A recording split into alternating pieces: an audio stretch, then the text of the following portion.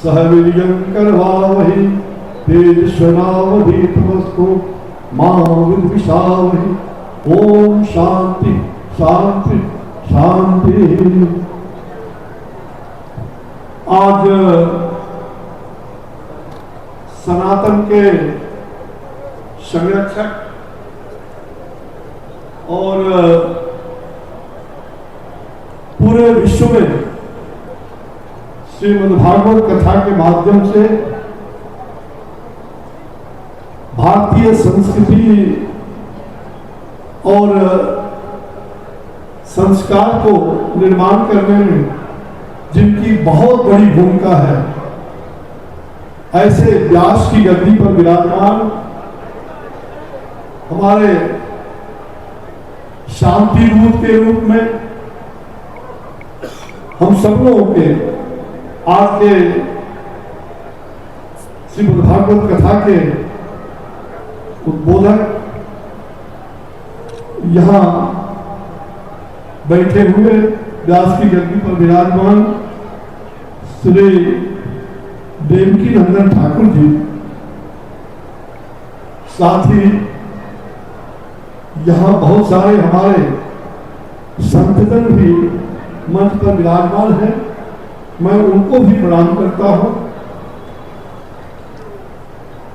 विशेष करके यह कार्यक्रम जो बक्सर के इस पुण्य भूमि पर पहली बार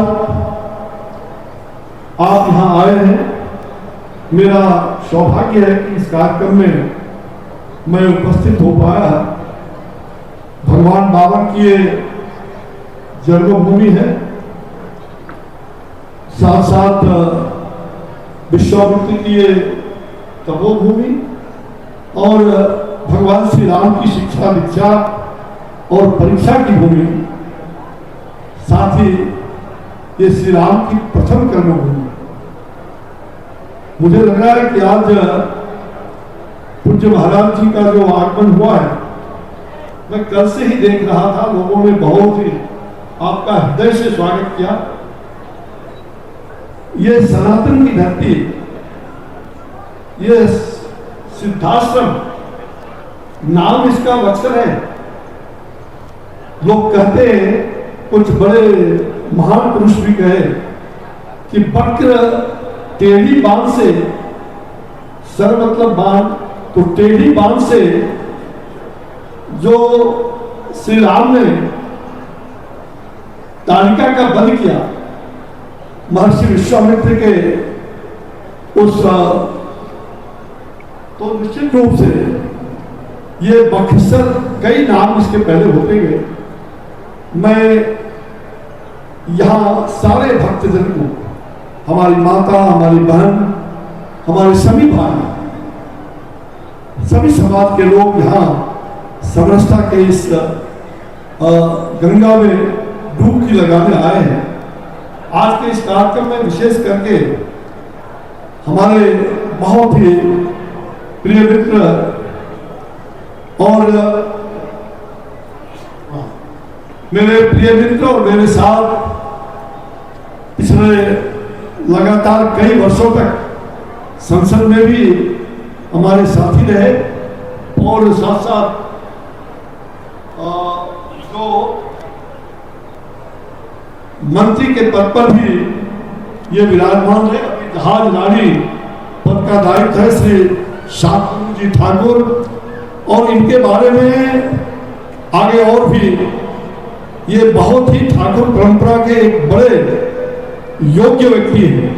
तो विजय जी इस कार्यक्रम के आयोजनकर्ता के रूप में हमारे यहाँ के पुत्रवत कह लीजिए, प्रियनुत कह लीजिए, श्री विजय कुमार मिश्र ने यह कार्यक्रम यहाँ आयोजित किया है।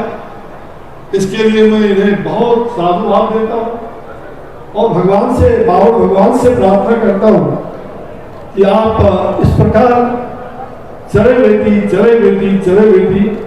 आप शुद्ध हृदय से सबको अपना प्रेम देते रहिए। और जैसा कि हम जानते हैं कि श्रीमद्भागवत कथा का ये प्रेम, करुणा, दया सब कुछ हमसे मिलता है। और सबसे बड़ी बात है कलयुग में श्रीमद् भागवत कथा का महात्म्य। अगर लोगों को मृत्यु से भयमुक्त करने का अगर कोई कथा है तो वो श्रीमद् भागवत कथा है। तभी तो राजा परीक्षित को 7 दिनों तक राजा परीक्षित इस कथा को व्यास की गद्दी पर बैठे हुए और उनसे सुनने के बाद उनको मोक्ष प्राप्त हो। आप अगले 6 दिनों तक, 5 से 6 दिनों तक, ये 18 तारीख तक है ना, 15 तक आप श्रीमद् भागवत कथा का श्रवण करेंगे तो बहुत खुशी होगी। और विजय जी आपको बहुत बधाई। हमारे प्रदीप राय जी